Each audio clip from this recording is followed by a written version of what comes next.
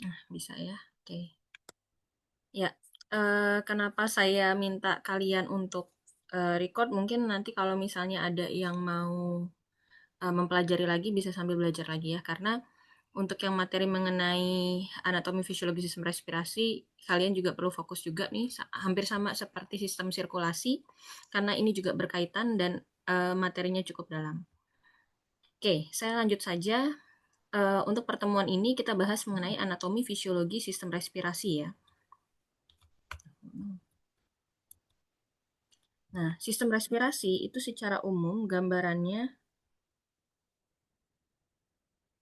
sistem respirasi itu secara umum gambarannya, ya fungsinya itu adalah untuk namanya respirasi, berarti untuk pernafasan. Nah, di sini itu fungsinya adalah untuk mendukung permukaan pertukaran gas antara udara dengan darah dalam sirkulasi, gitu ya. Kemudian untuk menggerakkan udara dari dan ke permukaan pertukaran gas paru melalui saluran respirasi. Nah, fungsi 1 dan 2 ini berkaitan dengan perannya dalam mekanisme pernafasan. Kemudian fungsi yang ketiga adalah untuk melindungi permukaan respirasi dari kondisi dehidrasi dan invasi patogen.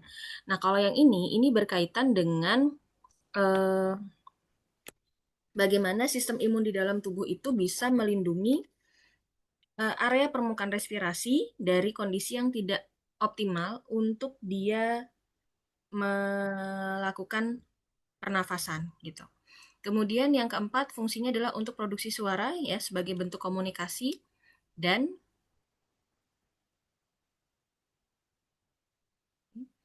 juga untuk memfasilitasi deteksi bau oleh reseptor olfaktorius di bagian superior dari rongga hidung. Jadi di bagian atas dari rongga hidung ya, itu ada reseptor yang namanya sel olfaktorius yang punya peran untuk mendeteksi zat yang menimbulkan bau atau yang kita sebut dengan namanya odoran gitu. Jadi ini fungsi sistem anatomi sistem pernafasan di dalam tubuh. Nah, kalau kita mempelajari mengenai struktur anatominya dulu ya, struktur anatominya dari sistem pernafasan itu kita harus mempelajari dua komponen utama. Yang pertama adalah saluran pernapasan. Yang kedua itu adalah otot-otot pernapasan. Jadi komponen untuk struktur anatominya dua itu. Saluran pernafasan dan otot-otot pernafasan. Nah, untuk saluran pernafasan itu mulai dari hidung, kemudian urutannya itu mulai dari hidung, kemudian ke faring dulu, baru ke laring, dari laring baru ke trakea, nah dari trakea baru ke bronkus, ya. Kemudian bronkus ini nanti dibedakan ya, ada bronkus primer, kemudian ke bronkus sekunder, ya sampai ke bronkus tersier.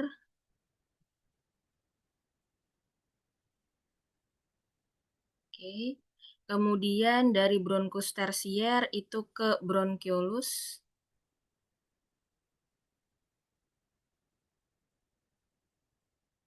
Ya, kemudian bronkiolus ini nanti dibedakan lagi jadi ada bronkiolus terminal.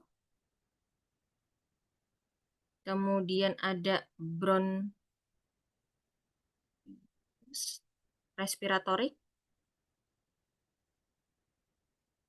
atau bronkiolus respirasi. Ya. Kemudian ada ductus alveolus. Baru sampai ke alveolus. Jadi ini urutannya gitu ya.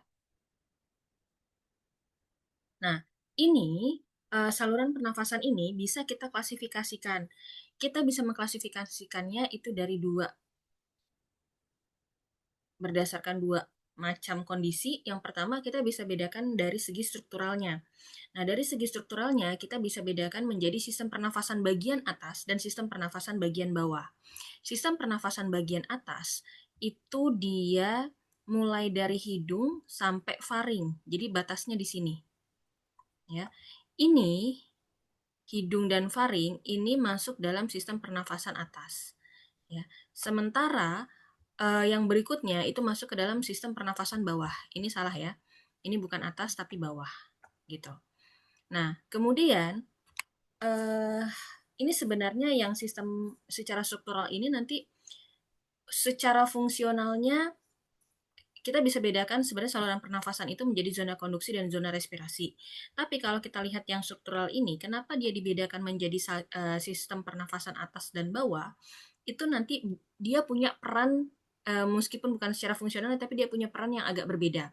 Nah, di sistem pernafasan atas itu dia mempersiapkan kondisinya udara yang masuk ke dalam tubuh itu dikondisikan supaya nanti ketika dia memasuki saluran pernapasan bawah sampai dia di zona respirasi itu dia bisa mengalami pertukaran gas dengan efisien gitu. Jadi itu fungsi untuk sistem pernafasan atas ya.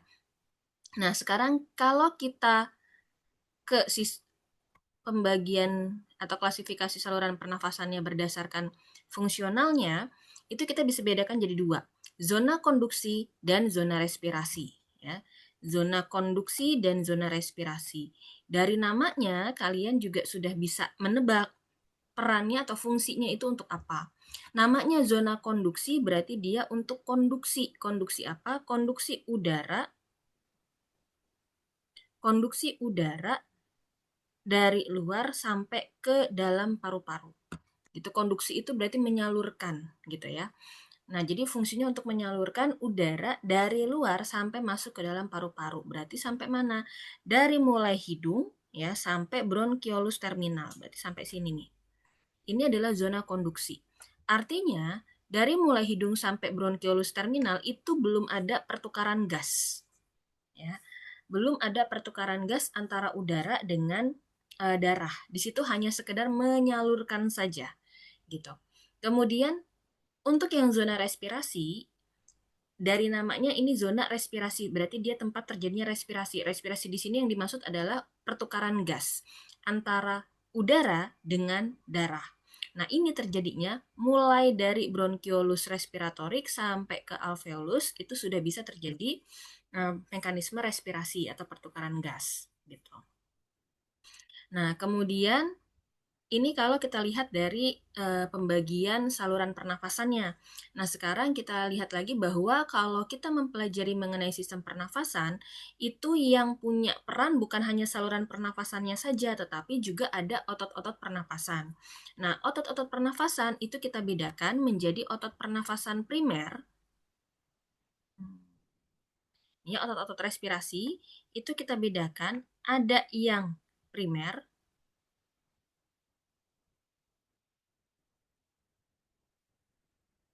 dan ada yang tambahan. Jadi ada dua ya, ada yang primer dan ada yang tambahan. Nah, yang primer itu ada dua, sementara yang tambahan nanti banyak lagi yang lain. Nah, dua itu apa saja? Dua itu yang primer itu adalah, ini saya tulis di sini ya. Satu, itu adalah otot diafragma.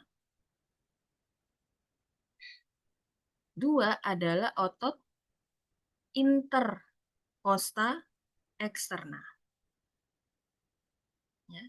Jadi dua ini nih yang termasuk ke dalam otot respirasi yang primer. Artinya, kalau yang primer itu berarti dalam pernafasan biasa kita dalam keadaan istirahat kayak gini nih, lagi keadaan santai, kita bernafas.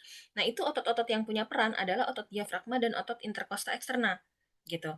Tapi kalau misalnya kita mau tarik nafas dalam-dalam, kemudian buang nafas kuat-kuat, nah itu akan melibatkan selain otot respirasi yang primer, itu akan melibatkan otot-otot respirasi tambahan lainnya gitu. Sampai sini bisa diikuti penjelasannya? Atau ada yang mau ditanyakan dulu? Halo? Insya Allah bisa, Bu. Bisa ya? Oke. Saya lanjutkan dulu ya. Nanti kalau ada yang mau ditanyakan, langsung ditanyakan aja. Nah, ini gambarannya untuk saluran pernafasannya. Ya, mulai dari hidung. Udara masuk ke dalam rongga hidung itu melalui lubang hidung atau yang kita sebut dengan namanya nares eksterna. Ya, atau kalau bahasa Inggrisnya namanya adalah Kalau kita pakai bahasa Inggris namanya adalah nostril, ya. Nah, ini nares nares eksterna ini dia akan nares eksterna ini dia menjadi saluran masuknya udara, ya, masuk ke dalam rongga hidung. Ini rongga hidung. Nanti di dalam rongga hidung ini ada beberapa bagian di dalam rongga hidung yang perlu kalian tahu, sekaligus juga kalian harus tahu fungsinya karena ini berkaitan sekali dengan bagaimana peran hidung itu dalam pernafasan gitu. Kemudian ini adalah nares interna, baru masuk ke faring. Nah, faring itu bagiannya mulai dari sini sampai sini nih faring. Nah, faring ada yang bagian yang berhubungan langsung dengan rongga hidung, ada yang berhubungan dengan rongga mulut, dan ada yang berhubungan dengan laring. Ini masuk laring, ya. Kemudian ini adalah trakea, ini bronkus, ini bronkiolus. Lihat di bronkus itu sudah masuk nih ke dalam paru-paru ya. Jadi bronkiolus adanya di dalam paru-paru begini. Oke. Jadi yang membentuk paru-paru itu ya ini ada bronkusnya, ada bronkiolus sampai ke alveolus itu membentuk paru-paru gitu.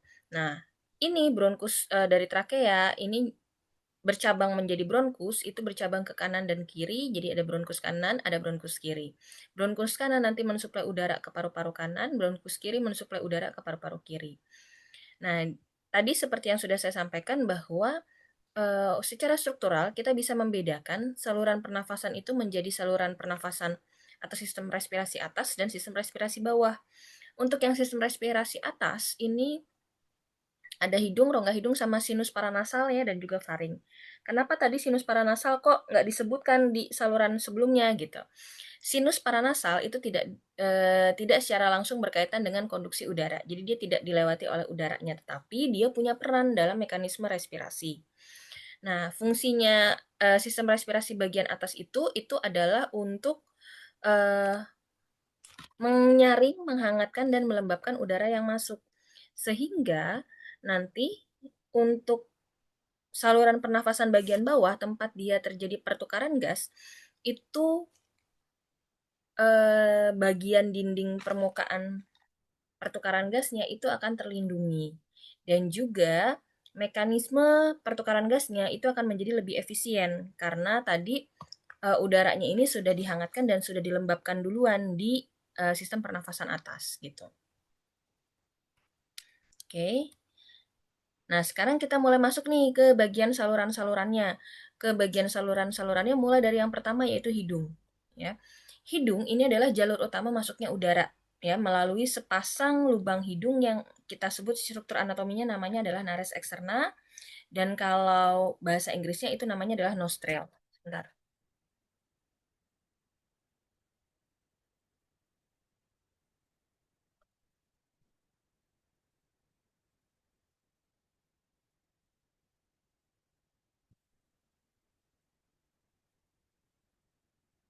Oke. Nah, eh ini jalur utama masuknya udara. Sebenarnya kalau kita bicara tentang pernafasan, kalian juga pasti pernah ya bernafasnya misalnya hidungnya tersumbat jadi bernafasnya itu dengan mulut gitu. Itu pasti saya yakin kalian juga pasti pernah gitu. Bisa nggak bernafas dengan mulut? Bisa. Tetapi ada suatu mekanisme yang kalau kita bernafas dengan mulut berarti mekanisme pernafasan tertentu itu tidak akan terjadi. Kenapa? Karena di hidung itu ada struktur khusus yang memang dikhususkan untuk mendukung mekanisme respirasi gitu ya. Nah, ada apa saja di dalam rongga hidung? Yang pertama, di dalam rongga hidung itu nanti ada epitel vestibula yang mengandung rambut. Rambut ya, bukan bulu. Nah, rambut ini, dengan adanya rambut ini, itu akan memerangkap partikel-partikel yang ukurannya besar dan mencegah partikel-partikel tadi untuk memasuki rongga hidung. Jadi di awal ketika mau udara itu kita hirup, itu ada rambut-rambutnya, biar apa? Biar menahan partikel-partikel itu supaya tidak masuk ke bagian rongga hidung yang lebih dalam, gitu. Nah, kemudian di dalam rongga hidung itu juga ada mukus ya. Mukus ini dihasilkan oleh sinus paranasal. Sinus paranasal itu berarti adanya di sekitar rongga hidung ya. Tapi dia mensekresikan mukus ke dalam rongga hidung. Nah, si mukus yang sudah berada di dalam rongga hidung ini punya peran untuk apa? Untuk menjaga permukaan rongga hidung supaya tetap lembab dan bersih gitu. Jadi dengan adanya si mukus ini maka udara yang masuk itu akan dilembabkan, dan juga dengan adanya si mukus ini, partikel-partikel yang mungkin tadi lolos dari perangkapnya rambut itu kena ke mukus, dia akan terperangkap di mukus itu, gitu. Jadi membuat udara yang masuk itu jadi bersih, ya. Kemudian di bagian superior dari rongga hidung, superior itu berarti bagian atas ya dari rongga hidung, itu ada namanya area olfaktori. Nah, area olfaktori itu berisi sel-sel olfaktorius yang merupakan kemoreseptori yang akan mendeteksi zat-zat yang menimbulkan bau. Atau zat-zat yang menimbulkan bau ini kita sebut namanya adalah odoran. Gitu. Nah, dengan adanya sel olfaktorius itu, maka kita bisa mencium wangi gitu ya. Jadi ketika kita menghirup udara, di situ ada wangi tertentu yang mungkin bisa tercium gitu. Kemudian di dalam rongga hidung itu juga ada konke namanya. Konke itu yang mana? Kalau kita gambarkan, nah ini konke. Bentuknya itu permukaan mukosanya rongga hidung, tapi dia bentuknya berlekuk-lekuk seperti pegunungan. Nah, fungsinya konke itu buat apa? Dengan adanya konke itu, maka ketika udara itu kita hirup, ya dia akan ada turbulensi udara. Gitu. Jadi konke ini akan menciptakan turbulensi udara dari udara yang kita hirup. Nah, dengan adanya turbulensi udara itu, maka memungkinkan untuk partikel-partikel yang ada dalam udara itu kontak dengan mukus gitu ya. Supaya apa? Supaya nanti dia bisa membawa partikel-partikel bau ke area olfaktori. Nah, selain itu, dengan kontak dengan mukus itu juga akan memberikan waktu supaya udara itu bisa dihangatkan dan dilembabkan dulu di dalam rongga hidung gitu ya. Kemudian di dalam rongga hidung itu juga terdapat banyak vaskularisasi pada lamina proprianya. Vaskularisasi itu berarti banyak pembuluh darahnya. Gitu makanya kenapa ada orang bisa mimisan ya karena memang di dalam rongga hidung itu banyak vaskularisasi gitu. Nah, kalau pembuluh darahnya pecah ya bisa yang orang sebut dengan mimisan itu gitu. Nah, vaskularisasi ini yang banyak ada di dalam rongga hidung itu fungsinya sebenarnya fungsi utamanya adalah untuk memberikan nutrisi bagi sel sekretorik. Tetapi dia juga punya peran untuk menghangatkan dan melembabkan udara. Jadi udara yang masuk gitu ya bisa jadi sebenarnya udara yang kita hirup itu dingin gitu. Kalau misalnya udaranya dingin dan kering, ya dingin dan atau kering itu dia bisa ketika dihirup itu bisa membuat lapisan mukosa saluran pernafasannya juga jadi kering gitu. Dan selain itu kalau dia suhunya masih dingin nih si udaranya kemudian nanti sampai masuk ke dalam saluran pernafasan bawah itu nanti mekanisme pertukaran gasnya itu tidak akan efisien gitu ya pasti akan sedikit terhambat gitu. Nah oleh karena itu sangat penting udara ini di saluran pernafasan atas itu harus dihangatkan dan dilembabkan terlebih dahulu gitu. Nah, ini semua itu kan tidak ada di dalam mulut gitu ya. Makanya pernafasan itu yang lebih baik adalah yang melalui hidung dibandingkan dengan yang melalui mulut gitu. Sampai sini cukup jelas atau ada yang mau ditanyakan dulu?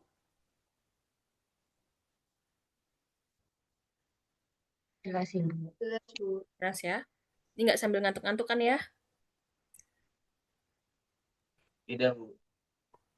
Oke, saya lanjutkan lagi. Nah, ini tadi ya, ini nares eksterna, kemudian ini nih, di sini ada epitel vestibula yang mengandung rambut tadi, ya masih di awal sini, baru masuk ke lebih dalam, ini ada konke, kemudian ini di bagian atas, ini nanti ada area olfatorius, di sini belum digambarkan, tapi di sini ada area olfatorius, ya, kemudian ini adalah nares interna, nah, setelah nares interna baru ada faring. Faring ini dibagi menjadi 3 bagian. Ya, dari sini sampai sini nih faring. Bagian yang sebelah sini, faring yang sebelah sini itu dia berhubungan langsung dengan rongga hidung. Makanya diberi nama nasofaring. Naso itu dari kata nasal, ya hidung, faringnya faring. Berarti ini adalah bagian faring yang berhubungan langsung dengan rongga hidung. Kemudian area yang sebelah sini, ini adalah bagiannya faring yang berhubungan langsung dengan rongga mulut. Ini rongga mulutnya. Makanya namanya area ini kita sebut dengan orofaring. Oronya dari kata oral, ya faring ya faring. Berarti faring yang berhubungan langsung dengan rongga mulut. Ya, oral itu rongga mulut. oral itu mulut gitu ya. Jadi ini rongga mulut, berhubungan dengan rongga mulut. Kemudian area ini yang berhubungan dengan laring. Makanya disebut laryngofaring gitu. Nah, di sini ini ada epiglotis yang akan menjaga ini kan salurannya dekat ya antara saluran yang menuju ke esofagus, nih perbatasan menuju ke esofagus sama menuju ke trakea gitu. Nah, perannya si epiglotis ini adalah menjaga supaya makanan itu tidak sampai masuk ke dalam saluran pernafasan. Nah, ini di dalam rongga hidung, ini tadi yang saya sebut dengan area olfaktori, ya. Nah, kalau kalian lihat di sini, di area olfaktori ini kalau diperbesar tampak seperti ini. Ini sel-sel yang warnanya kuning ini adalah sel-sel olfaktoriusnya, lihat dia punya silia-silia, dan ini silianya itu tertutupi, ya, atau terbenam di dalam mukus, lapisan mukus, gitu. Kenapa harus ada mukus? Karena nanti zat-zat yang menimbulkan bau atau yang kita sebut odoran itu, dia harus terlarut dulu di dalam mukus, baru nanti bisa ketemu sama silia ini. Ya, ini kan sel hidup ya, jadi dia tidak mungkin langsung berada terpapar dengan lingkungan begitu saja gitu. Makanya di sini ada mukus. Nah, kalau ada orang yang misalnya sedang flu gitu ya, produksi mukusnya berlebihan. Ketika produksi mukusnya berlebihan,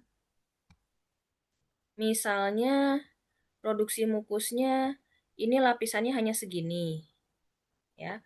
Kemudian nanti zat-zat lain, zat-zat odoran itu akan terlarut di sini.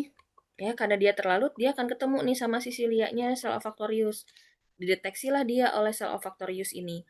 Tapi kalau misalnya sedang dalam keadaan flu dan mukusnya berlebihan, jadi yang tadinya mukusnya ketebalannya cuma segini, sekarang ketebalannya segini misalnya. Nah, zat-zat odoran ketika melewati sini ya, dia akan terlarutnya hanya sampai di sini. Gitu. Jadi dia akan sulit untuk menuju ke silianya ini. Nah, karena itu maka ketika orang yang sedang flu mukusnya banyak, itu biasanya dia agak terganggu penciumannya gitu. Itu karena seperti ini polanya ya. Kemudian ini kalian bisa lihat di sini. Nah, ini kan palatum ya. Nah, ini palatum.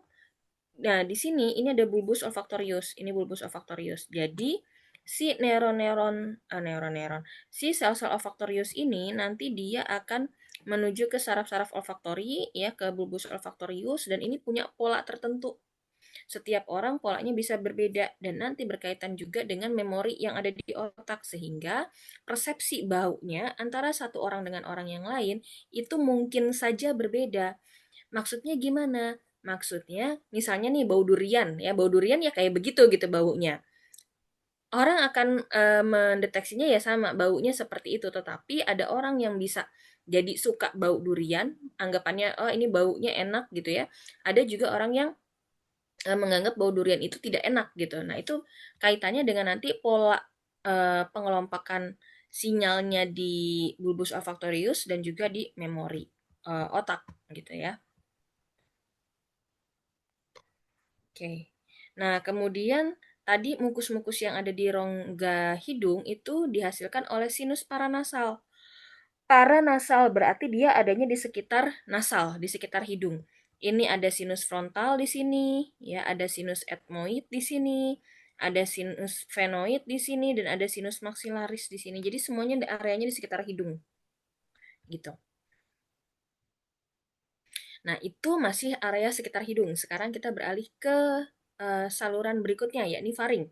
Tadi sudah saya jelaskan bahwa faring itu dibedakan menjadi 3 bagian, yaitu nasofaring, orofaring, dan laryngofaring. Nah, untuk yang nasofaring itu tadi berhubungan langsung dengan rongga hidung, ya makanya namanya nasofaring. Dan bagian atasnya faring ini dipisahkan oleh rongga mulut, oleh palatum lunak. Jadi dia nggak berhubungan langsung dengan rongga mulut ya, karena terpisah dengan adanya palatum ini.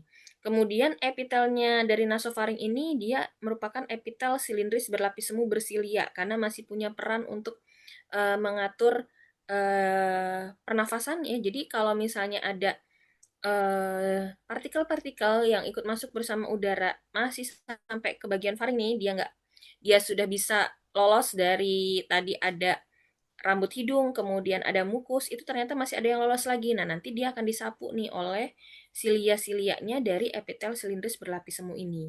Gitu. Kemudian pada area nasofaring ini ada tonsil faringeal di dinding posteriornya. Dan nasofaring inilah yang berhubungan dengan saluran Eustachius.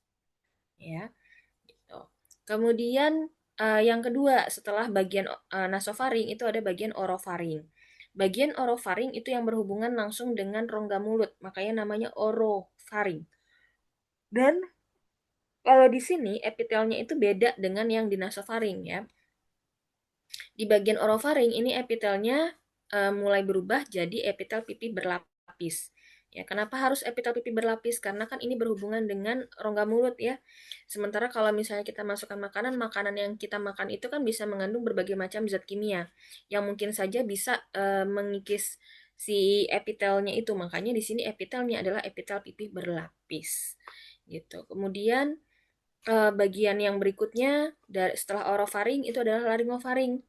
Nah, laringofaring adalah bagian bawahnya dari faring dan ini isinya adalah epitel pipi berlapis. Setelah dari faring, udara itu akan melewati laring. Ya. Laring itu merupakan saluran berdinding tulang rawan yang tidak sempurna. Nanti kita lihat gambarannya. Yang distabilkan oleh ligamen dan otot rangka. Nah, adanya posisinya laring ini mulai dari vertebrae cervicalis keempat atau kelima ya agak pertengahan gitu ya sampai ke vertebrae cervicalis keenam gitu. Nah, kalau kita lihat gambarnya begini, ini tampak depan ya. Ini tampak dari belakang dengan potongan dan ini tampak potongan sagital dari samping. Nah, kita lihat tulang rawannya yang mana? Ini yang warnanya biru ini nih, ini digambarkan sebagai tulang rawannya. Ya, bentuknya tidak sempurna karena memang tidak melingkupi bulat silindris utuh begitu. Ya, ini gambarannya. Nah, dia di ini kalau kalian lihat tadi distabilkan oleh ligamen dan otot rangka. Ya, ini ligamennya. Tuh ya. Dan di sini kalian bisa lihat ini ada pita suara. Nah, ini pita suara yang dia akan ada bentuk bunyi gitu ya ketika udara itu melalui area pita suara ini gitu. Oke. Selanjutnya setelah dari laring, kemudian udara akan melewati trakea. Nah, trakea itu bentuknya seperti pipa yang fleksibel, panjangnya kurang lebih 11 cm dan diameternya kurang lebih 2,5 cm. Adanya di mana? Lanjutannya dari laring. Jadi kalau laring tadi sampai vertebrae cervicalis ke-6, maka trakea mulai dari vertebrae cervicalis ke-6 sampai vertebrae thoracalis ke-5. Ya, nanti di vertebrae thoracalis ke-5 dia akan bercabang lagi. Jadi trakea satu saluran, kemudian nanti di vertebrae thoracalis ke-5 dia akan bercabang menjadi bronkus kanan dan bronkus kiri. Nah, trakeanya itu sendiri dia mengandung 15 sampai 20 kartilago trakea. Kartilago itu adalah tulang rawan, ya. Nah, bentuk si tulang rawannya ini dia berbentuk huruf C. Nanti kita lihat gambarannya. Dan eh,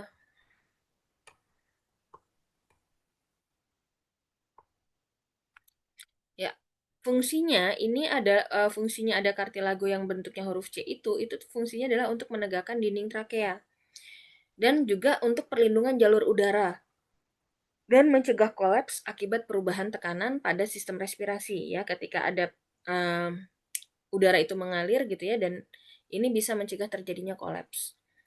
Kemudian legamen elastis dan otot polos pada trakea ini akan menghubungkan ujung-ujung kartilago C tadi. Nah, kalau kita lihat gambarannya begini. Ini saluran trakeanya. Ya, dia terdiri dari 15 sampai 20 kartilago. Kartilagonya yang mana ini yang warnanya biru. Melingkar-lingkar gitu tapi dia nggak melingkar utuh ya. Dia bentuknya tuh seperti huruf C begini. Ini tulang rawannya yang ini. Bentar. Nah, ini tulang rawannya. Ya, ini kartilagonya. Nah, dia berbentuk huruf C begini. Ya, nanti ini dihubungkan dengan otot polos. Mana otot polosnya? Ini otot polosnya. Gitu, ya. Jadi dihubungkan dengan otot polos. Jadi dia melingkari saluran tapi tidak sempurna. Trakea. Nah, nanti trakea di vertebrae thoracalis 5 di sini ya. Dia akan bercabang. Ini ujungnya ini namanya karina, kemudian nanti dia akan bercabang menjadi bronkus kanan dan juga bronkus kiri. Nah, kemudian tadi sudah lewat dari trakea, udara itu akan menuju ke bronkus ya. Bronkus ini kan tadi ada dua ya, bronkus kanan dan bronkus kiri. Nah, yang memisahkan dua bronkus tadi itu adalah ujungnya dari trakea yang kita sebut dengan namanya karina. Ini bronkus ini dia memiliki cincin kartilago bentuknya huruf C, jadi hampir sama sama trakea. Tapi kalau tadi trakea itu bentuk huruf C, kemudian ujung-ujungnya dipertemukan dengan adanya otot, ya, otot polos. Kemudian kalau yang pada bronkus itu ujung-ujung C-nya itu overlap, jadi tumpang tindih gitu. Nah, bronkus kanan tentu akan mensuplai udara ke paru-paru kanan, sementara bronkus kiri akan mensuplai udara ke paru-paru kiri. Nah, kemudian antara bronkus kanan dengan bronkus kiri itu ada sedikit perbedaan. Bedanya apa? Satu, kita lihat dari diameter. Diameter bronkus kanan itu sedikit lebih besar dibandingkan dengan bronkus kiri, ya. Kemudian bronkus kanan itu membentuk sudut yang lebih besar dengan trakea.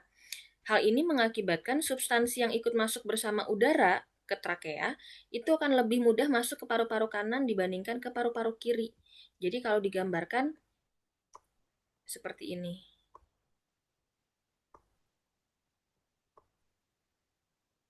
Ini saya bikin agak curam ya perbedaan sudutnya. Meskipun tidak securam ini sebenarnya. Nah, kalau ini trakea, ini bronkus kanan, ini bronkus kiri. Ya. Nah, kalian lihat sudut yang terbentuk antara trakea dengan bronkus tersebut. Sudutnya yang ini, kalau ini saya sebut alfa dan ini saya sebut beta. Nah, yang alfa ini lebih besar daripada beta, gitu. Jadi seolah dia lebih menurun.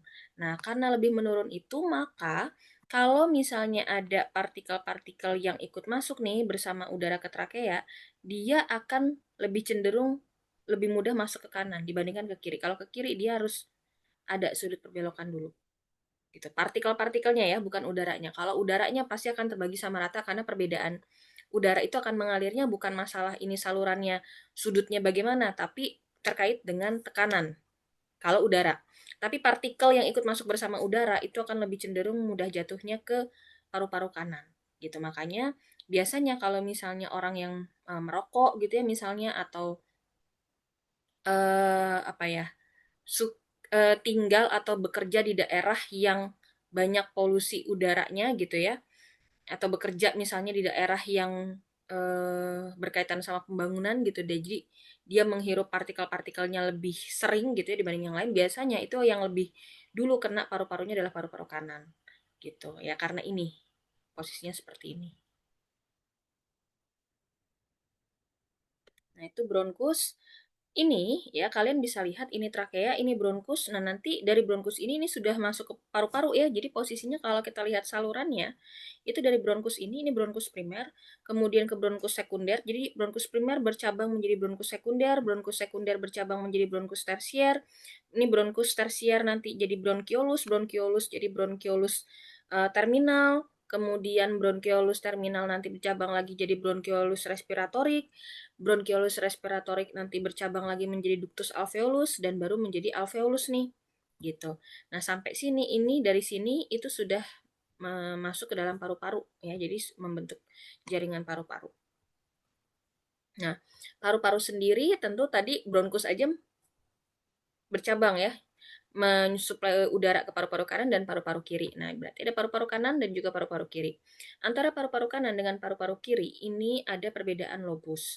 Kalau paru-paru kanan dia terdiri dari 3 lobus, sementara paru-paru kiri terdiri dari 2 lobus. Terus kalau kita lihat gambarannya ya, paru-paru itu tidak hanya tersusun dari saluran pernafasan saja, tetapi di dalamnya juga ada pembuluh darah. Dan ini adalah area tempat masuknya pembuluh darah ke paru-paru. Kita sebut namanya hilum. Ya, ini hilumnya. Jadi nanti kita lihat bahwa di paru-paru itu susunannya, jaringannya itu tidak hanya terdiri dari saluran pernafasan saja, tetapi juga terdiri dari vaskularisasi, dari vaskular juga pembuluh darah, ya. Oke, sampai sini apakah ada yang ingin ditanyakan dulu sebelum saya lanjutkan? Sebentar, saya sambil cas laptop dulu.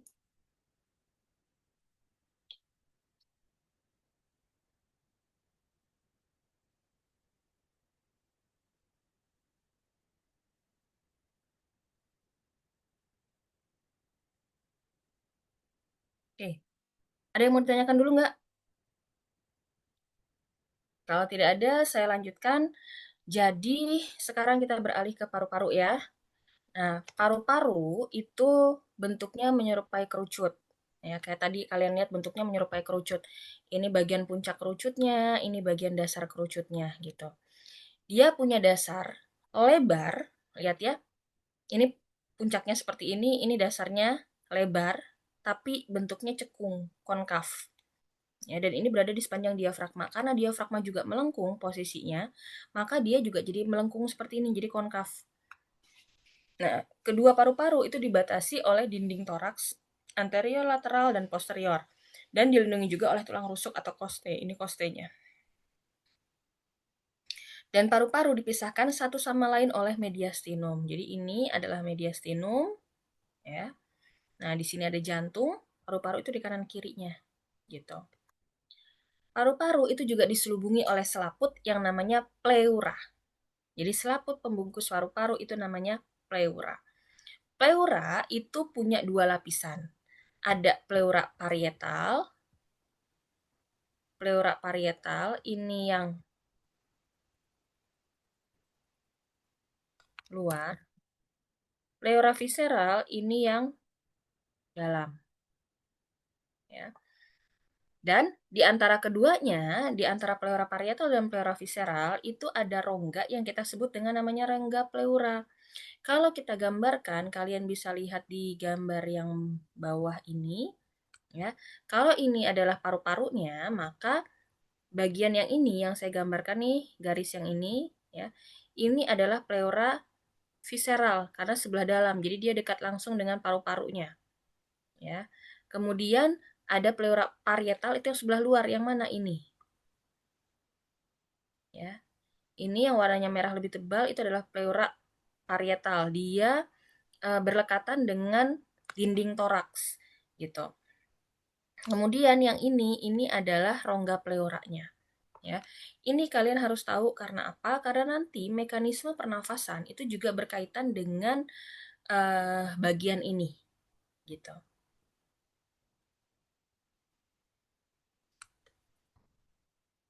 Oke, ini paru-paru dengan tadi pleuranya. Nah sekarang, nah ini kalau digambarkan ya, ini alveolus, pleuranya itu pasti begini. Ini adalah pleura visceral, ya dekat langsung dengan paru-parunya, dekat langsung dengan alveolusnya, dan ini adalah pleura parietal, ini adalah rongga pleuranya.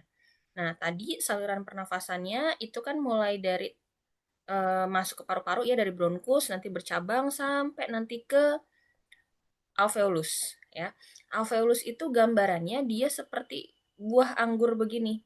Dia membentuk kantung-kantung kecil seperti buah anggur begini. Fungsinya untuk apa? Fungsinya adalah untuk memperluas luas permukaan respirasi, untuk memperluas luas permukaan daerah pertukaran gas. Jadi volumenya paru-paru itu ya segitu gitu ya, ada di dalam rongga dada, ada di dalam rongga dada. Tapi dia tidak memenuhi seluruh bagian rongga dada karena di situ masih ada jantung gitu ya, masih ada bagian yang lain. Tapi dengan volume paru-paru yang cuma segitu gitu, tapi ini mekanisme pertukaran gasnya itu dioptimalkan dengan memperluas area permukaan pertukaran gasnya dengan cara bentuk alveolusnya itu melekuk-lekuk seperti ini gitu. Dengan begitu, dengan volume yang sama, dia bisa mendapatkan luas area permukaan pertukaran gas yang lebih besar. Dan setiap area permukaan pertukaran gas itu akan diselubungi oleh pembuluh darah kapiler. Ya, ini pembuluh darah kapilernya. Dia seperti jala ya menyelubungi si alveolus. Karena apa? Karena nanti akan terjadi pertukaran gas antara udara yang ada di dalam alveolus yang sudah masuk sampai ke paru-paru sampai ke alveolus ya dengan darah yang ada di dalam pembuluh darah ini gitu. Nah, ini si dinding alveolus ini kalau kita lihat secara histologinya, ini gambarannya seperti ini. Dia namanya alveolus. Namanya alveolus ya, dia terdiri dari sel pada alveolus itu terdiri dari satu, namanya ada pneumosit satu. Yang kedua ada pneumosit dua. Dan yang ketiga ada makrofag alveolar. Ya. Pneumosit satu yang mana? Kalau digambarkan di sini pneumosit satu itu yang warnanya ungu ini. Nih yang warnanya ungu, yang ini, yang ini ya. Ini adalah sel-sel pneumosit satu. Sel-sel pneumosit satu ini fungsinya adalah untuk menjadi tempat pertukaran gas antara udara dalam alveolus dengan darah gitu. Jadi dia akan membentuk dinding pertukaran gasnya ya. Kemudian pneumosit 2. Pneumosit 2 yang mana ini? Pneumosit 2 ini ya.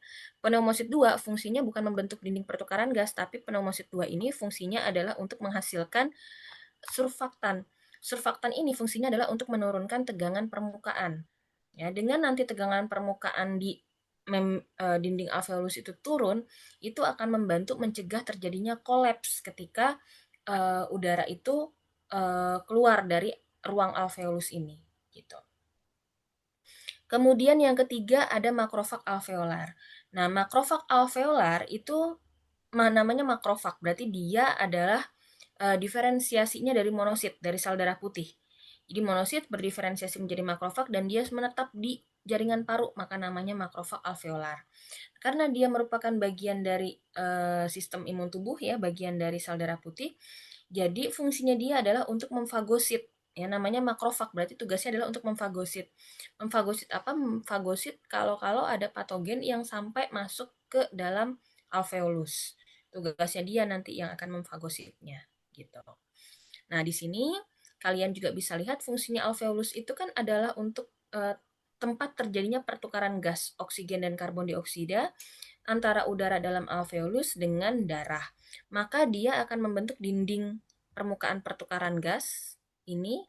Kalau kita lihat ya, ini kapiler. Ya, ini pembuluh darah kapiler. Dia tersusun atas selapis sel endotel. Ini yang warnanya merah ini adalah sel endotelnya dan yang ini adalah sel pneumosit satunya tadi, ya. Nah, difusi akan terjadi oksigen itu akan berpindah dari sini ke sini, sementara karbon dioksida akan berpindah dari darah ke udara paru gitu. Nah, perpindahannya ini harus melalui sel endotel dan juga pneumosit satu tadi. Dan jarak antara sel endotel dengan pneumosit satu tadi ya total jaraknya ini yang harus ditempuh untuk terjadinya difusi itu kurang dari 1 mikrometer. Jadi 0,5-0,1 mikrometer gitu. Dan ini akan membuat difusinya itu berlangsung lebih efektif ya. Jadi pertukaran gas terjadi di alveolus itu dapat terjadi lebih cepat dan efisien karena apa? Karena satu, jarak darah di kapiler paru dengan udara di dalam alveolus itu kurang dari 1 mikrometer tadi. Ketebalan dinding permukaan difusinya ya. Kemudian luas permukaan pertukarannya yang besar karena tadi alveolus itu dia berlekuk-lekuk gitu ya. Jadi dengan volume yang sama, luas permukaannya menjadi lebih besar gitu. Kemudian udara yang masuk alveolus itu telah dihangatkan dan dilembabkan dulu di saluran pernafasan bagian atas sehingga ketika sudah sampai di alveolus ini sudah siap untuk terjadinya difusi.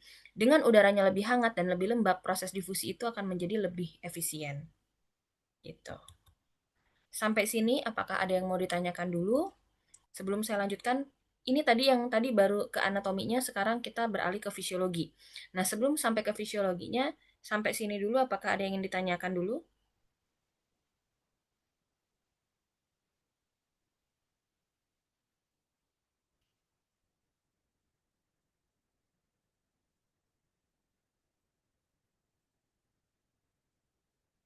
Apakah ada yang ingin ditanyakan? Nggak ada Ibu. Nggak ada? Oke, kalau tidak ada, saya lanjutkan dulu ya. Nah, untuk fisiologinya, kita masuk ke dalam mekanisme proses respirasi atau pernafasannya. Sebenarnya, kalau kita mempelajari mengenai mekanisme pernafasan, ini ada 4 proses yang harus dilalui, ya, yakni yang pertama namanya adalah ventilasi pulmonal. Ventilasi pulmonal ini menggambarkan perpindahan udara dari dan ke dalam paru-paru. Atau dengan kata lain yang kita sebut dengan namanya inspirasi ekspirasi. Ya, inhalasi ekhalasi. Itulah yang dimaksud dengan ventilasi pulmonal. Jadi ventilasi pulmonal ini menggambarkan bagaimana udara itu dari luar, dari lingkungan masuk ke dalam paru-paru dan bagaimana udara dari dalam paru-paru keluar lagi ke lingkungan. Gitu. Kemudian setelah nanti kalau kita lihat prosesnya, setelah nanti udara masuk ke dalam paru-paru, kemudian di paru-paru udara itu akan mengalami yang namanya respirasi eksternal. Ada pertukaran gas antara udara di dalam paru-paru, ya di dalam alveolus dengan gas yang ada di dalam darah gitu. Itu namanya respirasi eksternal. Kemudian nanti gas yang sudah berpindah tadi itu akan ditransport. Kalau gasnya sudah masuk ke dalam darah, dia akan ditransport ke bagian yang memerlukan gitu ya. Dan ditransportnya ini melalui suatu mekanisme transport. Jadi ada mekanisme transport karena gasnya ini yang punya peran adalah oksigen dan karbon dioksida, maka nanti yang akan kita bahas adalah mekanisme transport gas untuk gas oksigen dan juga karbon dioksida. Nanti oksigennya yang tadi sudah berpindah dari dalam alveolus ke dalam darah, nanti dari dalam darah itu oksigennya ditransport supaya bisa sampai ke jaringan. Kemudian untuk CO2-nya nanti dari jaringan ditransport ke paru-paru gitu ya. Nah, kemudian kalau sudah sampai di jaringan nih tadi, maka oksigen yang sudah ditransport tadi oleh darah itu akan dipindahkan kemana? Ke jaringan yang membutuhkan. Dan ini dikenal dengan namanya, peristiwanya adalah respirasi internal, yakni pertukaran gas antara darah dengan jaringan. Bukan hanya oksigen saja, tapi juga karbon dioksidanya, pertukaran gasnya ini juga masuk dalam kategorinya respirasi internal. Gitu ya. Jadi kalian bedakan antara ventilasi pulmonal, respirasi eksternal, transport gas, dan respirasi internal. Oke, sekarang kita bahas satu persatu mulai dari ventilasi pulmonal terlebih dahulu. Nah, dalam mekanisme ventilasi pulmonal itu kita menerapkan hukum fisika, yakni hukum Boyle. Ya, ini rumusannya. Singkatnya adalah hukum Boyle ini menyatakan bahwa volume itu berbanding terbalik dengan tekanan. Jadi kalau volumenya meningkat, maka tekanannya turun. Kalau volumenya turun, maka tekanannya meningkat. Gitu ya. Jadi hukum Boyle ini menyatakan bahwa volume berbanding terbalik dengan tekanan. Oke. Laden,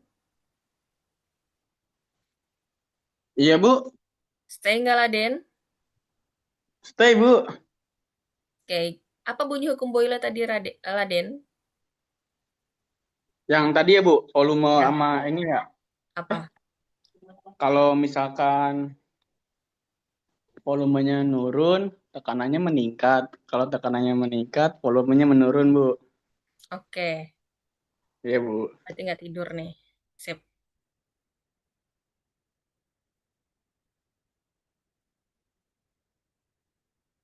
Hmm, Tiara, Ya, Bu. ya coba Tiara, tadi bunyi hukum Boyle-nya gimana? Kalau volumenya turun, tekanannya meningkat. Kalau volumenya meningkat, tekanannya menurun. Oke, Cabibah, Cabibah, Cabibah. Nah, nggak stay nih. Hadir Bu. Oke, Cabibah, coba jelaskan apa yang tadi saya jelaskan.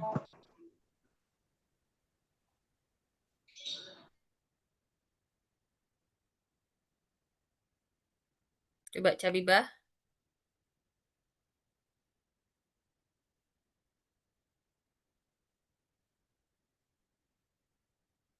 Cabibah,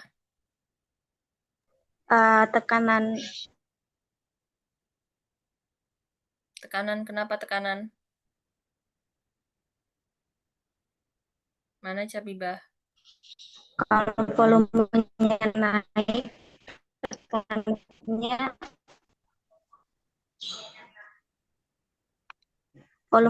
tekanannya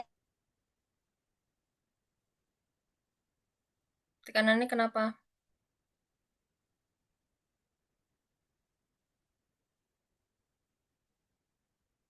Ayo Cabibah.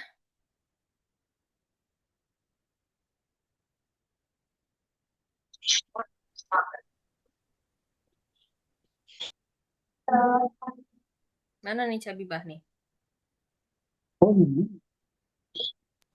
hadir Bu. Iya, ayo. Volumenya naik, tekanannya turun. Kalau tekanannya Volumenya turun, tekanannya naik. Itu siapa sih yang jawab, Nabila? Suara siapa tadi, Nabila? Saya, Bu. Enggak, tadi kayaknya suara cowok. Siapa itu? Hilmi, Bu. Mana Hilmi? Lagi. Hadir Bu. Wah, Hilmi. Oke, gimana Hilmi? Penting, Bu. Maaf ya Bu, ini sambil kerkom farmakognose Bu. Ya udah nggak apa-apa, tapi kan sambil dengerin kan? Iya, dengerin. Ya, jadi Tadi sih saya gimana dengernya tadi? volumenya naik, tekanannya menurun. Mm-mm. Kalau volumenya turun, tekanannya naik Bu. Hukum apa itu?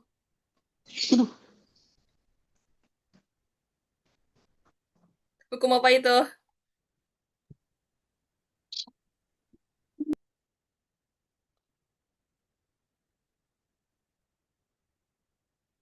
Nah, kan? Oke. Ya, itu hukum Boyle ya. Jadi ingat, kalau volumenya naik, tekanannya turun. Kalau volumenya turun, tekanannya naik. Ingat volume berbanding terbalik dengan tekanan. Kenapa harus di notes itu? Karena nanti berkaitan dengan mekanisme ventilasi pulmonal, kita bicara mengenai perubahan volume dan tekanan. Ya. Nah, karena kita bahas mengenai tekanan, di sini ada 3 tekanan yang berperan penting dalam proses ventilasi pulmonal. 3 tekanan itu apa saja? Yang pertama adalah tekanan atmosfer. Tekanan atmosfer itu berarti tekanan udara di luar, di lingkungan kita nih. Ya, kurang lebihnya 760 mm raksa. Bisa berubah nggak? Bisa aja kalau misalnya kita berada di ketinggian atau misalnya di kedalaman laut gitu. Tapi kalau kedalaman laut ya kita abaikan dulu ya. Sekarang kita bicara yang di udara, yang kita terpapar dengan udara langsung. Jadi kalau di ketinggian nanti tentu akan berbeda. Tetapi kalau kita nih masih dalam lingkupnya masih di dataran rendah seperti ini ya sama ya lah ya. Kurang lebihnya 760 mm raksa. Kemudian tekanan kedua yang harus kalian pahami juga adalah tekanan intrapulmo. Intra dalam pulmo itu paru-paru. Jadi tekanan di dalam paru-paru ya atau intraalveolus, tekanan di dalam alveolus gitu. Nah, tekanan intrapulmo atau intraalveolus itu bisa berubah tergantung dari nanti aktivitas dari otot pernafasan ya. Kemudian ada tekanan intrapleura.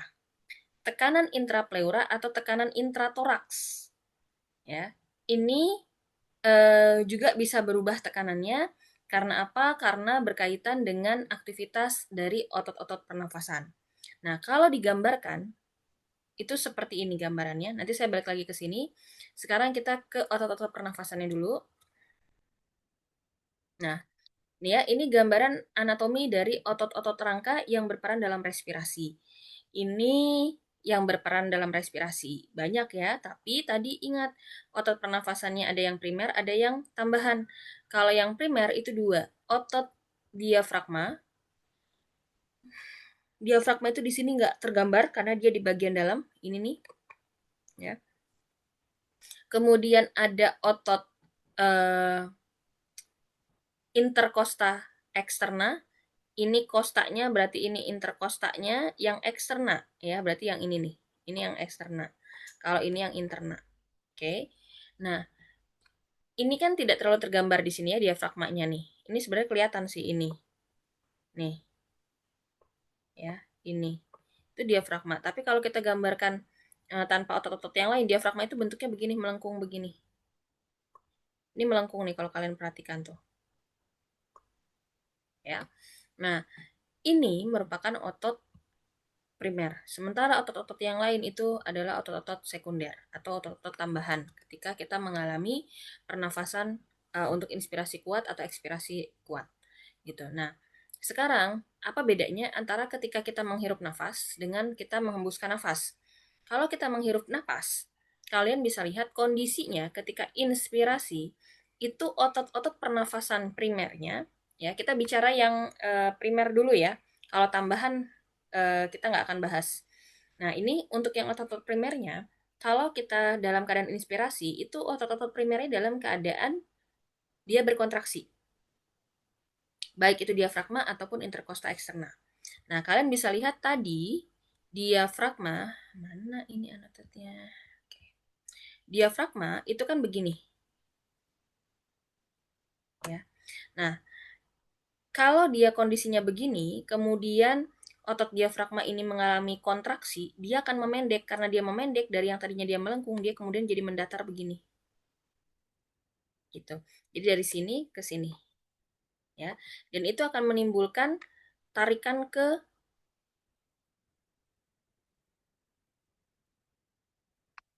kita lihat yang ini. Nah, kalau otot diafragmanya itu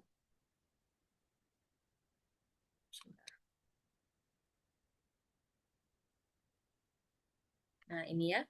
Kalau otot diafragmanya itu dia dari begini kemudian dia jadi mendatar begini, jadi lebih mendatar, ya. Ini kan melengkung nih otot diafragmanya. Nah, sekarang dia jadi lebih mendatar. Karena dia lebih mendatar, berarti yang ini tadinya segini, sekarang dia jadi segini. Nah, artinya sekarang rongga pleuranya dari yang tadinya segini, sekarang rongga pleuranya segini. Gitu. Nah, artinya kalau rongga pleuranya ini jadi semakin besar, berarti volume rongga pleuranya gimana? Menurun atau meningkat?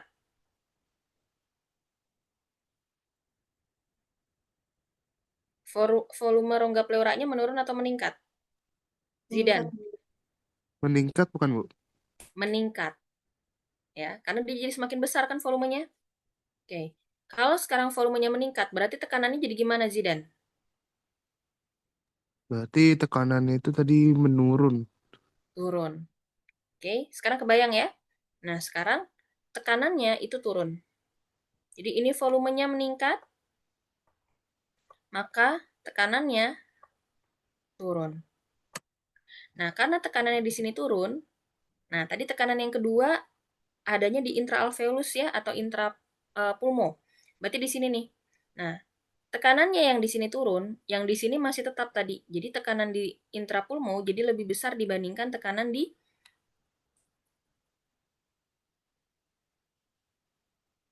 intrapleura atau intratoraks. Maka ini perbedaan tekanan tadi akan mendorong si pleura visceral yang tadinya posisinya di sini itu jadi tertekan begini. Sehingga pleura visceral yang tadinya segini posisinya, dia jadi segini. Gitu. Nah, akibatnya sekarang volume paru-parunya dari yang tadinya segini, sekarang volumenya jadi segini. Jadi volumenya meningkat atau turun?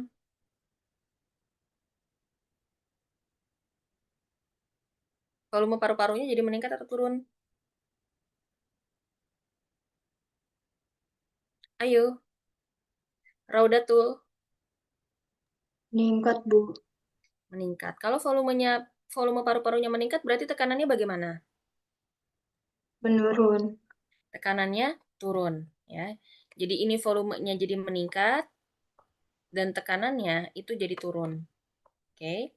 Karena volumenya meningkat dan tekanannya turun, maka ada perbedaan tekanan antara paru-paru dengan tekanan udara luar. Tekanan udara luar tadi tetap ya 760 tuh. Nah, karena ada perbedaan ini, karena ini turun, ini jadi lebih besar. Karena ini lebih besar, maka udara itu akan berpindah dari tekanan yang lebih tinggi ke tekanan yang lebih rendah. maka udara dari luar itu akan masuk ke dalam. Itu mekanisme inspirasi atau inhalasi. Bisa dipahami sampai sini?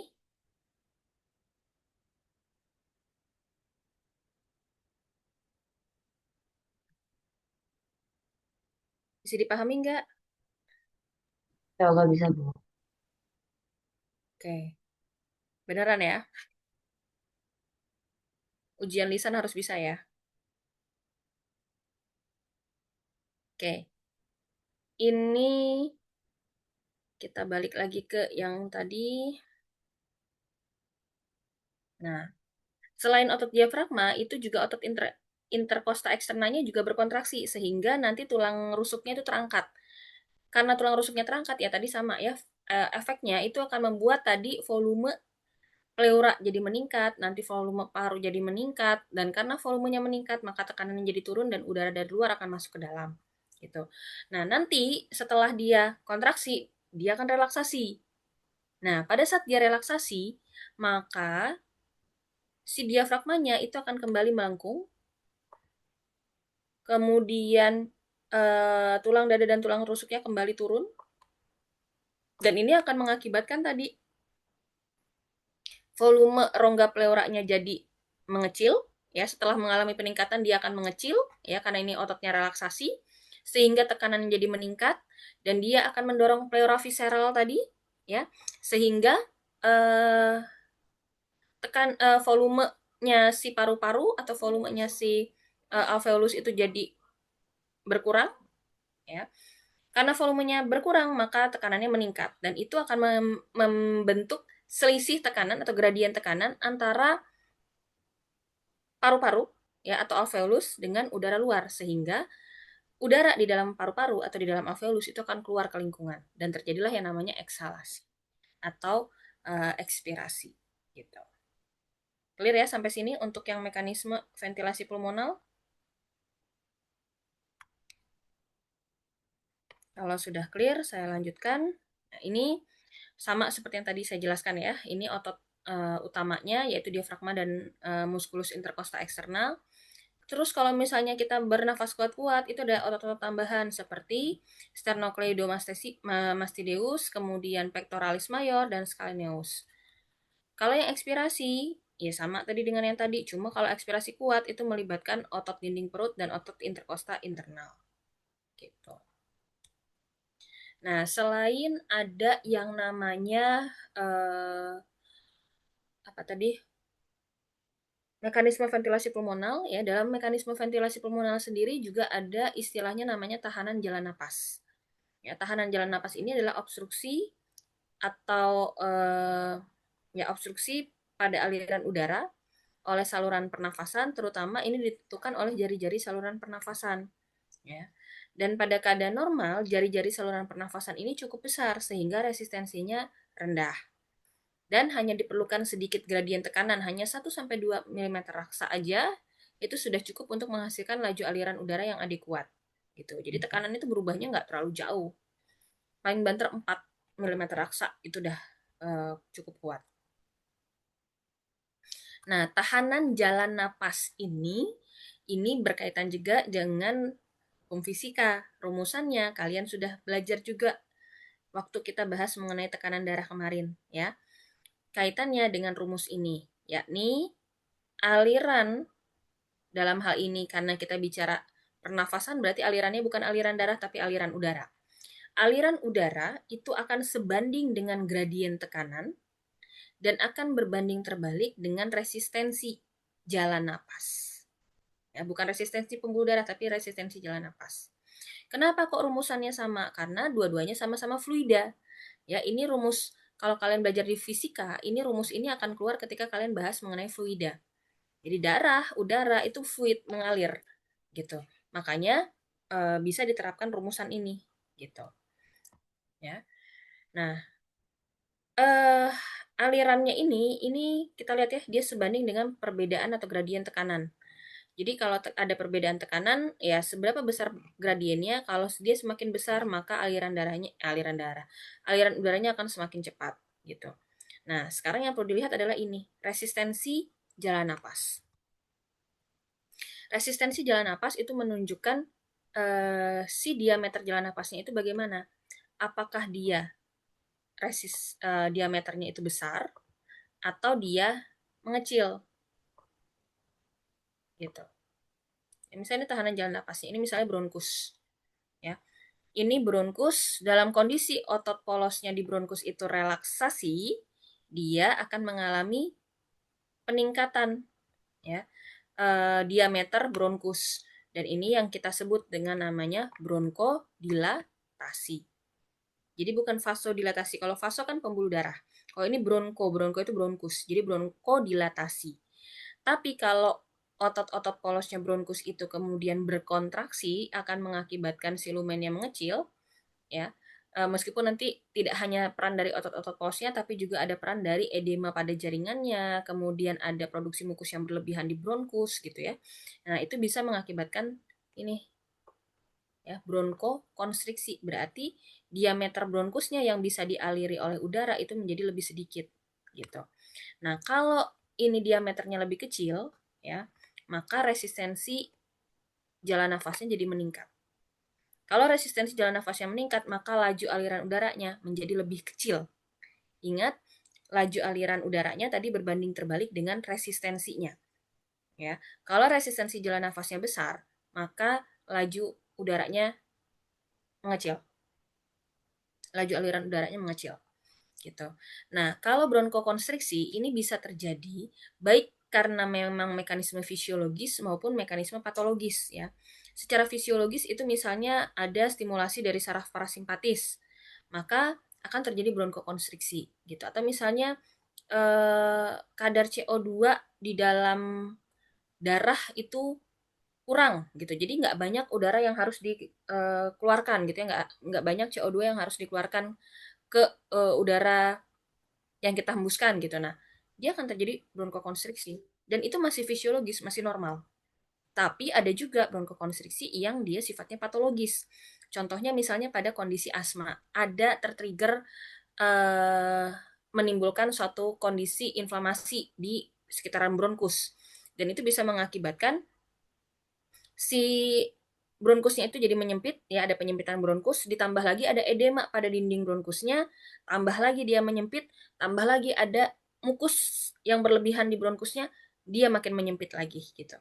Ya. Nah, kalau itu sudah patologis gitu. Kalau bronkodilatasi itu sifatnya lebih ke fisiologis gitu ya. Sejauh ini saya juga belum pernah dengar ada yang bronkodilatasi yang sifatnya patologis, tapi dia lebih banyak sifatnya itu ke fisiologis. Kalau misalnya kadar CO2 di dalam darahnya tinggi, ya, itu akan terjadi bronkodilatasi untuk apa? Untuk memperbanyak udara yang mengalir masuk ke dalam paru-paru supaya pertukaran gasnya tadi, CO2 yang tinggi dalam darah tadi itu bisa lebih banyak dibuang ke udara dalam paru-paru gitu. Itu sifatnya masih fisiologis, ya. Oke. Nah, ini yang ventilasi pulmonal, ditambah lagi pada paru-paru itu juga tadi ada sel pneumosit 2 yang menghasilkan surfaktan.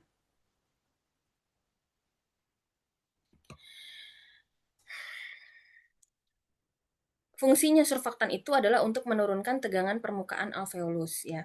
Kenapa harus diturunkan tegangan permukaan alveolusnya? Untuk meningkatkan compliance paru dan mengurangi kerja untuk mengembangkan paru. Dan dengan adanya si surfaktan ini juga akan memperkecil kecenderungan paru untuk recoil sehingga paru tidak mudah kolaps. Kalau kita lihat sederhananya, nah ini tanpa surfaktan ya. Jadi tanpa surfaktan ini tegangan permukaannya jadi lebih besar. Ya, ketika ini udara, ini alveolus yang berdekatan, ini satu alveolus, ini alveolus ruang alveolus yang lain yang berdekatan. Ketika ini udaranya keluar dari sini ya ke sini, nah ini kan jadi dia mengempis karena udaranya keluar dia mengempis. Nah posisinya ketika dia mengempis ini tekanan permukaannya itu besar gitu. Nanti kalau dia mau terisi udara lagi, ini butuh effort lagi gitu ya, butuh daya yang lebih besar lagi supaya dia bisa mengembang. Nah, kalau ada surfaktan gitu ya. Kalau ada surfaktan, ini dia meskipun ketika udaranya ini dia keluar, kemudian si alveolus ini mengempis, tegangan permukaannya itu jadi lebih kecil. Karena tegangan permukaan ini lebih kecil, nanti dia untuk dia bisa mengembang lagi itu menjadi lebih mudah gitu. Ya itu gunanya surfaktan. Ini gambarannya, ya. Oke. Kemudian ini adalah gambaran yang tadi ya. Jadi dari sini ini mekanisme ini adalah mekanisme ventilasi pulmonal. Ini mekanisme ventilasi pulmonalnya di sini ya.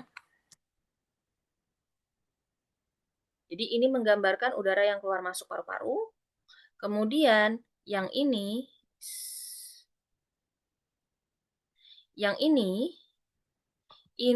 yang kita sebut dengan namanya respirasi eksternal.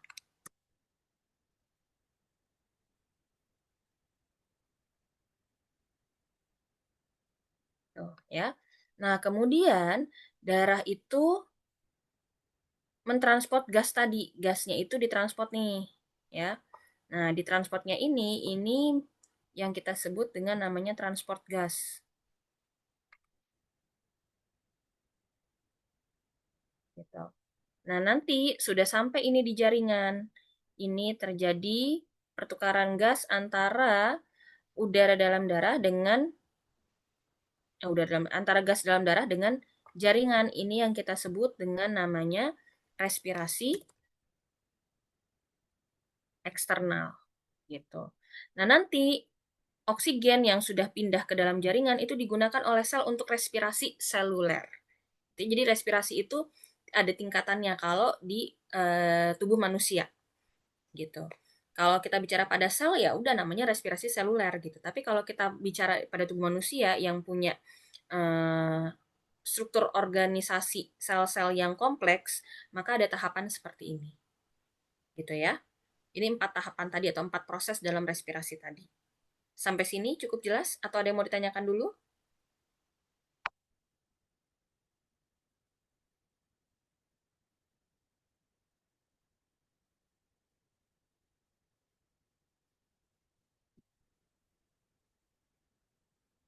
Kalau tidak ada, saya anggap cukup ya untuk yang bagian ini. Sekarang kita lanjutkan dulu ke transport gas. Nah, transport gas, kalau gasnya itu kan kita dua ya, gasnya yang kita fokuskan yaitu oksigen dan karbon dioksida. Kalau yang oksigen itu ditransportnya melalui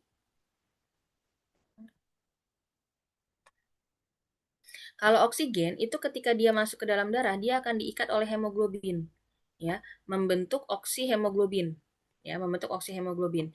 Ingat, satu hemoglobin,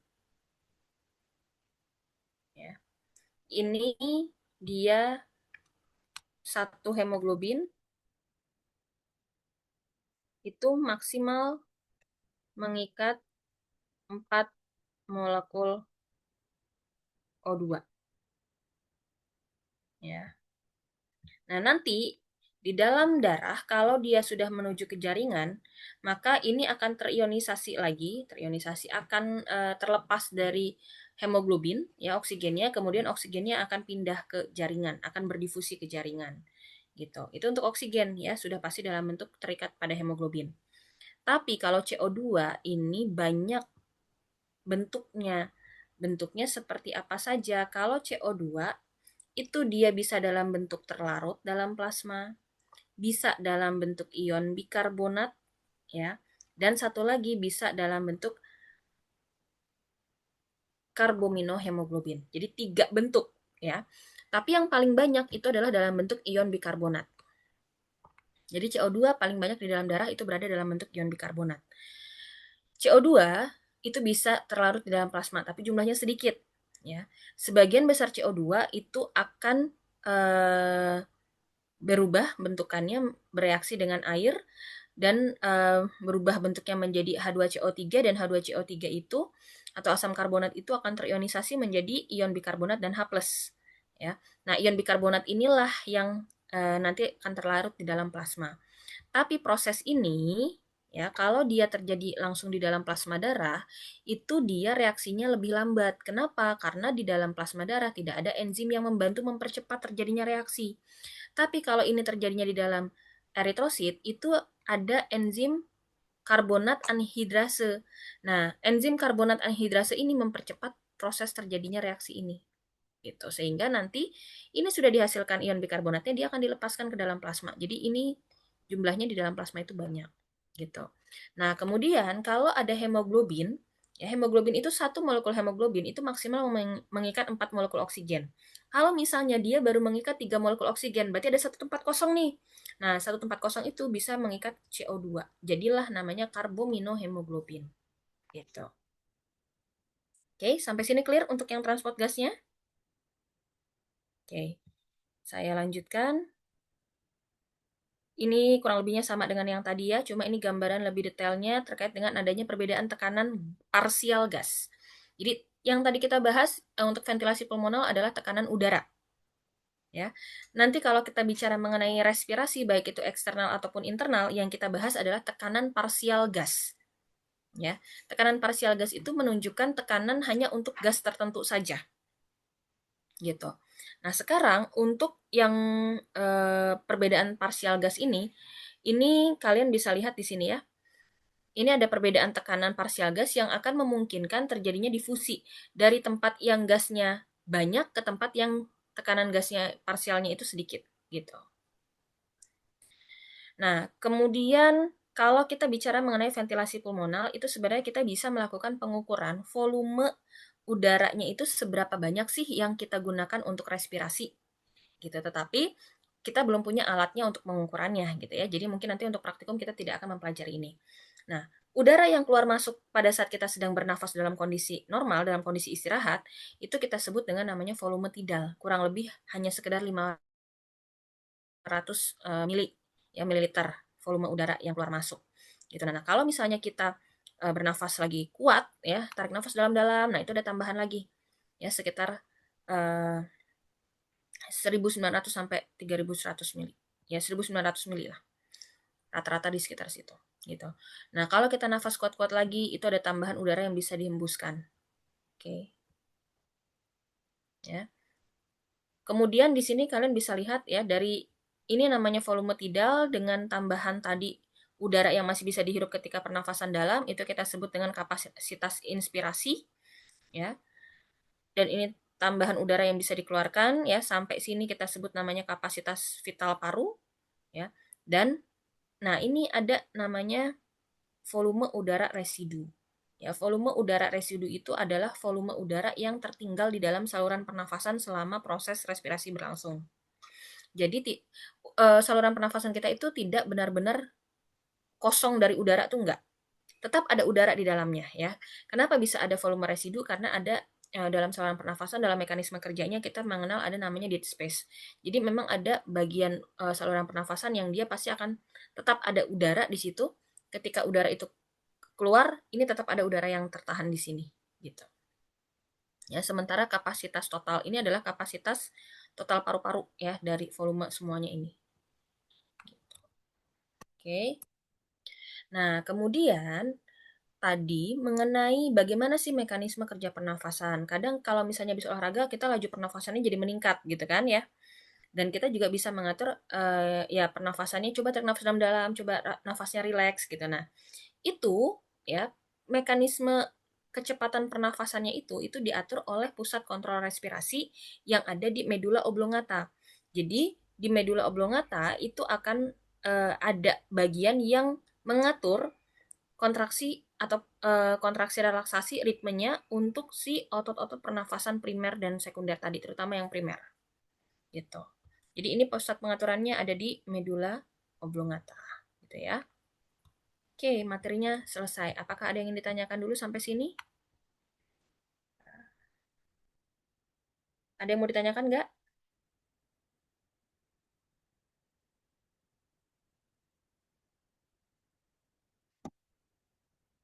Nggak ada?